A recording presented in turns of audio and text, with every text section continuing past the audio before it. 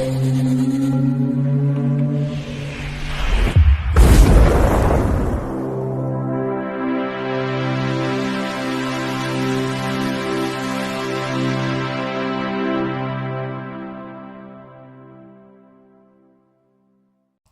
Bike, it's me Ian. And in today's video, I'm looking at this. This is The Earth Dies Screaming from 1964.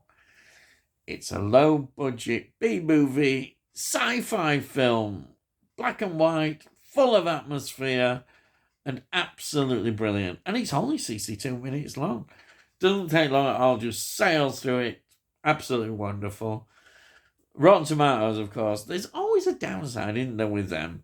29% they give it. Well, they've no idea, have they, really? Now, the production company who financed this was by this American producer, Robert L. Lippert, and he was renowned for doing these films for a period of time, getting an American star, bringing them over, and then just doing them. And this was all shot in 3 weeks. Shepperton Studios, but the main location is, in fact, a village, Shear, in Surrey. Another interesting part of this film is the music is by Elizabeth Lutchins, which is an avant-garde composer. It is a brilliant soundtrack as well. And her father was Edwin Lutchins, who is a major, real key figure he was in English architecture. Yes, he's one of those big names in English architecture. This is written by Harry Spalding, who goes under the name Henry Cross. It's directed, of course, by the wonderful, and I always say it, Terence Fisher. I don't need to go through all those Hammer films, but he was such a wonderful director for Hammer. The gothic horror, colour stories. He knew exactly what he was doing. But of course he did other things outside Hammer, and this is one of them. What an amazing director. He's got this stamped all over. Everything about it is so well done. Now, the cast is headed by William Parker, who plays Jeff Noland. He was in The Bandit Queen, 1950. Hunt the Man Down, 1950. Apache Drums, 1951. Young Jesse James, 1960. There was quite a few westerns in his career. These are just a few I've just picked out. And then we've got The High-Powered Rifle, 1960. And his last film, Waco, 1966. Then we've got Virginia Field, who plays Peggy Hatton. She was in The Cisco Kid and the Lady, 1939. And she was in A Connecticut Yankee in King Arthur's Court, 1949, which stars Bing Crosby, I know that. Then she was in Rockabilly Baby, that's 1957. Then she was in a very interesting film called The Explosive Generation, 1961. And guess what? It starred William Shatner. Yes, William Shatner. Well before his Kirk days. Yes. Then we've got a real veteran actor that you just know him when you see him. Dennis Price often plays the baddie, as he does in this. There's always one in there. He plays Quinn Taggart. He goes back, Kind Hearts and Coronets, 1949. Private's Progress, 1956. I'm All Right, Jack, 1959. Brilliant with Peter Sellers, that one. Tunes of Glory, oh, what a classic, 1960, Alec Guinness. He was in The Rebel, 1961. The Rebel, Tony Hancock film. And then Victim. Wow, what a film that is. 1961 with Dirk Bogarde. Well ahead of its time, that one. It was in Kill or Cure, 1962. Eric Sykes comedy. So he did comedy as well.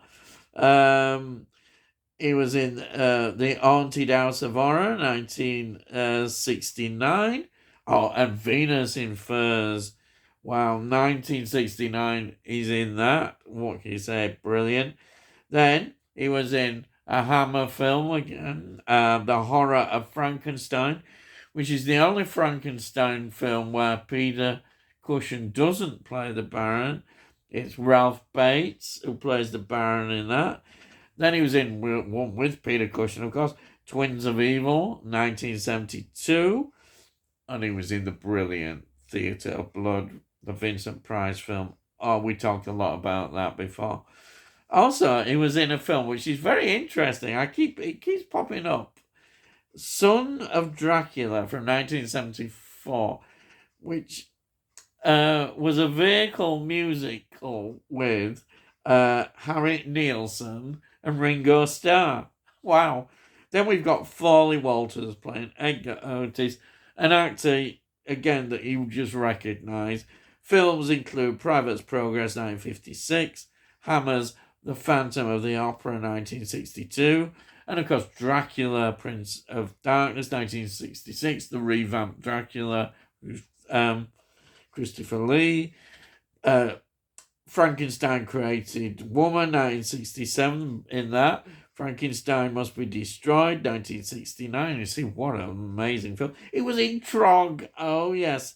1970 Joan Crawford film, oh yeah. Vampire Circus, 1972. Then he was in Young Winston, 1972. The Adventures of Sherlock Holmes' Smarter Brother, 1975. What a list of films. And that's just a few. I didn't include them all. Then we've got Vanda Godsell, who plays Violet. She was in Horrors of the Black Museum, 1959. Great film, that. Payroll, we've reviewed that. Had that before, 1961. Shadow of the Cat, another Hammer film I've reviewed. Brilliant. There's always a Hammer connection, isn't there? And then This Sporting Life, which is a classic film, British film, 1963. A Shot in the Dark, 1964, Peter Sellers, Inspector Clouseau. And then, of course, she was in the Pink Panther Strikes again in 1976. Absolutely brilliant. Then we've got two more now I just want to mention. We've got David Spencer, who plays Mel Brennard. He was in Stranglers of Bombay. Look, there we are. That's a Hammer film, 1959. He was in Battle Beneath the Earth, 1967. He was in Carry On Up the Khyber, 1968. Yes. Oh, wow. Great film, that. Then I've got to get it in. He was in Doctor Who. Yeah. He was in The Abominable Snowman. Patrick Troughton. Story, 1967. Fantastic. Then we've got Anna Polk, who plays Lorna Bernard.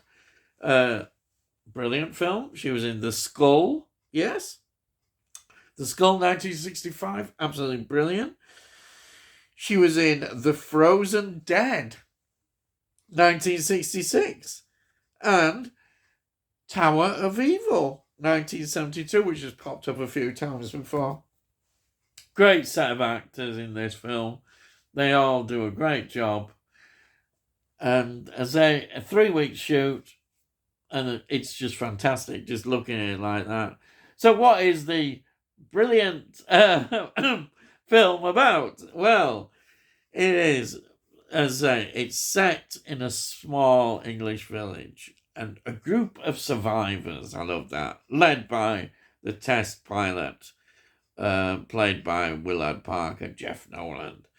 And what is happening is there appears to be an alien invasion, as you know, in these films, and they're there to fight against it. And we have these robots going round. And then we see that the dead rise up and become like zombie slaves to the robots. So we've got a bit of zombie business going on. Yes, you gotta. This film must have been quite influential. You wonder when you think of Night of the Living Dead, with the black and white and the zombies.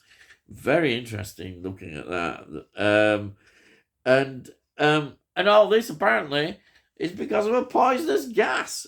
Yes, as it would be, But they're surviving. Yeah, somehow they're immune to this. Yeah, there's all sorts of wonderful questions, and I love the way how, because they've got to get on with it, how it's all done and dusted at the end. It's a great ending. It is. Absolutely love it. You can't help but love this film. It's got everything you want from that period. Low budget sci-fi. And it's 1964. And it's black and white. And all the better for it. I could just go on and on how much I loved it. You can see how much I loved it. I'm so enthusiastic for this film. I just can't help but realize, wow, what a film. So before I go, I'll just show you my copy here. There's the cover. You've seen that cover before, but there it is. There's the back.